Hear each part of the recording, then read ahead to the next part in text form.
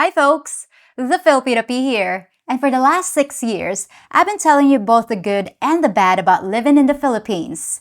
Just like every other place on earth, we have our pros and cons. And for every guy who finds paradise, there's another guy who finds hell. And if you're one of those guys who ends up pulling the plug on your adventure, here's why you probably didn't make it in the Philippines.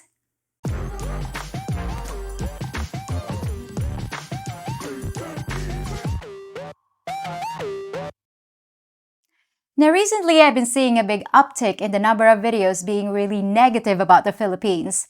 But to be completely honest, I don't think that much has actually changed. It's just become more fashionable to highlight the problems. And people sure do seem to prefer listening to the bad stuff. I hear complaints about the level of corruption, but that's nothing new. That's been going on the exact same way since before I was born. Yeah, sometimes foreigners get shaken down by the cops or charged more for a taxi or told they have to pay extra fees when they renew their visas. But that's the same stuff that's always happened. So why is everyone suddenly using it as a reason to leave? And yes, some prices have risen, but not to the point where it's a deal breaker, at least not for most of you. And then there's the women. I hear how all Filipinos are this or that, and although social media has done a real number on women across the globe, it's no worse in the Philippines. And if you say you can't find a good-hearted Filipina, I'd say you're looking in the wrong place. If you close the dating app and quit talking to all the Nigerian scammers, maybe you'll get a better picture of reality. But that's a different topic. This video is about those of you who gave it an honest try. You did your homework and you thought you knew what you were getting into. Now, because of my channel, I'm in a really unique position to make a video like this since my entire job is pretty much listening to you guys about your experiences in the Philippines and helping you navigate the obstacles. I've seen a lot of you find love and a whole new life in an island paradise, but I've also seen a whole bunch of you crash and burn. Along the way, I've noticed the similarities in your stories, and the things that torpedo your dreams start to become crystal clear. Now, this is hardly an exhaustive list, and I'm sure you'll have a whole host of other issues that you'll want to mention down in the comment section. But from listening to you guys for all this time, here are the real straws that finally broke your camel's back. What did you expect? One of the biggest causes of disappointment is when reality doesn't measure up to expectations, especially when someone has an overly negative impression of their home country and an overly optimistic impression of somewhere else. People often say, "Oh, I can't wait to get out of the US. It's so racist here and I can't find a good job. This is such a hellhole and all I can think about is making it to the Philippines where I'll be free." Whenever I hear that, I ask them if they've ever been out of their own country, and their answers are almost always the same. Well, no, but anywhere has to be better than this. Think again, bucko. Even hell can always get a few degrees hotter, and change is not automatically for the better. You want to see racism? Come to the Philippines, where it's barely even hidden under a veneer of smiling faces. And if you're looking for work, you're barking up the wrong tree. Which brings us to the next big misunderstanding. Money. Money don't grow on coconut trees. One of the worst mistakes people can make is listening to YouTube videos that claim you can live just fine on less than $1,000 a month. Now, it's true that some people don't mind living like Ted Kaczynski in a shack in the middle of nowhere. They're proud of the fact that they can buy dinner from a street vendor for 50 cents, and that they can sleep while drenched in sweat because air conditioning is a luxury they can live without. The problem is, there's a big difference between being able to live like that and having to live like that. And if you're in the latter group, you'll quickly find out that things actually do cost money in the Philippines. And always having to budget your finances on a razor's edge isn't a very comfortable spot to be in. Just one small miscalculation of your expenses and you're broke. Without an emergency fund, you'll end up like one of those guys walking around Cebu begging for plane fare to get home, if you even have a home to go back to. And if you decide you need a little extra income, good luck finding a job, because you can't just walk into a place and get work. Jobs are reserved for Filipino citizens. You pretty much have to make your own work, but don't get any brilliant ideas about opening a business either. Risky business. They say that if you want to be a millionaire in the Philippines, bring 2 million with you. And if I had a peso for every foreigner with a brilliant business idea who ended up losing everything he had, then I'd be a millionaire. One of the most popular ideas is to start a pig farm. They're all over the place, and since Filipinos eat so much pork, it's gotta be a winner, right? Not exactly. That business runs on the slimmest of profit margins. And if you don't know what feed to buy at the best price, as well as a million other things, you'll lose more than your shirt. In fact, the very first foreigner I dated made the same mistake. He invested in a piggery, and within just a few months, he was flat broke and on a plane back home. The other common businesses are laundromats and bars, but no matter how well you think you know how to run one of those, it's just not the same as back home. It's a lot harder in the Philippines because you're gonna be up against local competition. And even though we might not be brilliant entrepreneurs, we have a few advantages. We can survive on less profit than you can. We can cut our prices more than you can. We know where to get cheaper supplies than you do. And even if you come up with some new idea for a business we never thought of, we'll just copy whatever you do and surround you on all sides with setups just like your own. And if there's one thing Filipinos are good at, it's copycatting. But even if you've got all your finances in order, you've only passed the first of many hurdles because it's the culture that'll get ya. One of these things is not like the others.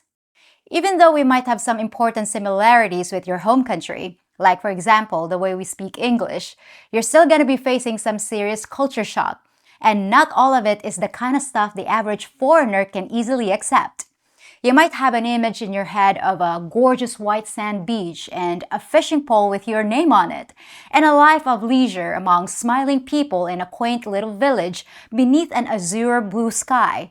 But then the reality hits, and you realize that Filipinos throw their trash on the ground, and it's usually so noisy that you can't hear yourself think. The dirt, the smell, the heat, the stray animals, the incompetence, the bureaucratic bullshit, the people who lie to your face, the brownouts. It can all have a way of sucking at your soul till there's nothing left. Now you might think you can handle it. You'll just park your butt in some out-of-the-way spot and enjoy your life. And for some of you, that actually works. For a while. But the Philippines has a way of seeping into your bones no matter where you try to hide. Maybe you can stand it. Maybe you can't. But even for those of you that think it sounds like paradise just to disappear, sometimes a funny thing happens. You get bored. Bored out of your mind. You've been on the hamster wheel your entire adult life, and once you get the chance to retire, you come to the Philippines to enjoy your golden years. But after you get here, you feel like you lack a sense of purpose, so you start looking for something to do. And the Philippines isn't the best place to find a lot of good hobbies or diversions. And this is where some of you fall victim to a really nasty habit that's very common amongst Filipinos. Drinking. Alcohol is dirt cheap here, and you can spend your life in a drunken stupor without hardly making a dent in your budget. But what you won't be able to do is recreate your old life from back in the West. There are places where you can get pretty close, but it's gonna cost you. You'll have to import all the good stuff like quality beef and cheese, and you'll end up paying even more than you did back home. So there you are in a strange country with strange food and strange rules, and all you're wanting to do is find your place and fit in. But here's a hard truth that most of you don't believe until you've spent time in the Philippines. You think, of course, you'll be fully accepted. Why wouldn't you be? You're a nice guy. You don't break the law, and you pay your bills. So what if you weren't born there? Who cares? Well, we do. And as much as I hate to say this, you'll never really be one of us, even if you think you are. It's not that we don't like you. It's that family and blood are thicker than water, especially in this part of the world. And no matter what you do, you're always gonna be looked at as a foreigner. That can get kind of lonely, but you really only have two choices. You can either hang out with other foreigners who usually meet up at the cafes and bars, or you can find yourself a Filipina partner. Pick your poison. Finding a good woman is the reason a majority of foreigners come to the Philippines in the first place, and there's absolutely nothing wrong with that. If I were a Western man, That's exactly what I'd be doing too. Finding a loyal and loving companion can transform your life and give it the meaning you were looking for. But on the flip side, nothing will destroy your life faster than getting involved with the wrong woman, especially if you have the misfortune to marry her before you finding out what a witch she is. And this is where we come to the most crucial turning point in your Philippines adventure. It's the biggest factor in determining whether you stay or whether you go. Did you choose the right woman? Now, I'm not gonna get into how to find the right one or how to spot a she-devil. I already have plenty of videos about the subject. This video is about what causes most men to leave. And even if you end up with a quality partner, the battle's not over yet. A lot of you that don't understand how things work in the Philippines probably think it's gonna be you and your Filipina against the world. But the reality is this. There's a good chance it's gonna be you versus her family, with your Filipina in the middle. You might get along with her family just fine, and if you do, consider yourself a lucky man. But most foreigners are surprised and dismayed by how much control a Filipina's family has over her life, even after she's with you. She might be the perfect woman, but her family members, especially her mom, often have the power to make your life miserable, with constant meddling, endless emergencies, and unexpected demands on your money. Now, your first reaction might be to say, "Screw that! I'm not putting up with that crap. I'm not responsible for anyone except the woman I chose." And sure, you can say that, but get ready for the family to deploy its most devastating weapon, the guilt bomb. It might not be able to blow your wallet open to access your cash, but what it can do is blow a smoking hole in your relationship. Because being with a Filipina who's torn between her love for you and her duty to the family doesn't exactly leave you with a happy situation. If you find yourself in a mess like that, you better hope you can convince her to snap out of it. But I've talked to a lot of guys who say their Filipinas were just too brainwashed by their families to make a good wife. But hey, why do you even need to get married? Just enjoy the Philippines for what it has to offer, and don't make the mistake of getting tied down. It's easy to find a girlfriend, and if she doesn't work out, or if her family becomes too much of a pain in the ass, just find another one. And yes, a lot of guys choose that exact strategy. Let's say you get to the Philippines and you're not bothered by the noise or the pollution or the people. You have enough money to be happy and you don't have to risk your finances by starting a risky business. Instead of spending your days at the bar, you find a great girlfriend with a family who doesn't mess with your life. And you always have the option to bail if something goes wrong. What could be better, right? Well, guys with that philosophy actually do last a very long time here. And in fact, they're the ones who often stay for good. With one little caveat. If you're planning to stay forever, you're eventually gonna wanna marry, and here's why. As you get older, your body's gonna start to betray you and remind you that nothing lasts forever. We don't have many senior living facilities in the Philippines because we take care of our loved ones at home. So who's gonna take care of you? If you've been jumping from girlfriend to girlfriend, don't count on them to be there when you really need them. It takes years to form that kind of bond.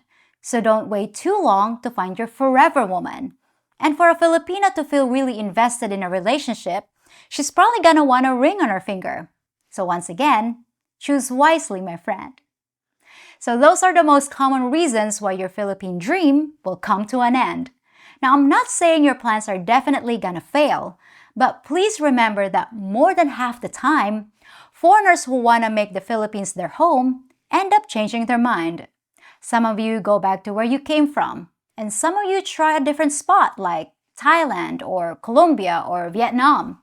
But wherever your path takes you, I actually admire you for going on a quest to find your little slice of heaven, and I wish you all the best. Well, that's it for today's episode, and I'll be back on Tuesday with something to amaze you and make you smile. Till then, folks. If you think about it, I'm kind of like your stewardess, making sure you stay in an upright position during the video and guiding you to the exits. The exits of all your worries about life in the Philippines. The captain has asked that you give a thumbs up on this video, subscribe to my channel, and hit the notification bell so you're on time for your next departure. If you really want to be the wind beneath my wings, check out my Patreon page for extra content and exclusive videos and features. For your entertainment, we also have a selection of other in-flight movies for you to enjoy. In the case of an emergency landing, place your head between your knees and kiss your ass goodbye. Have a nice flight!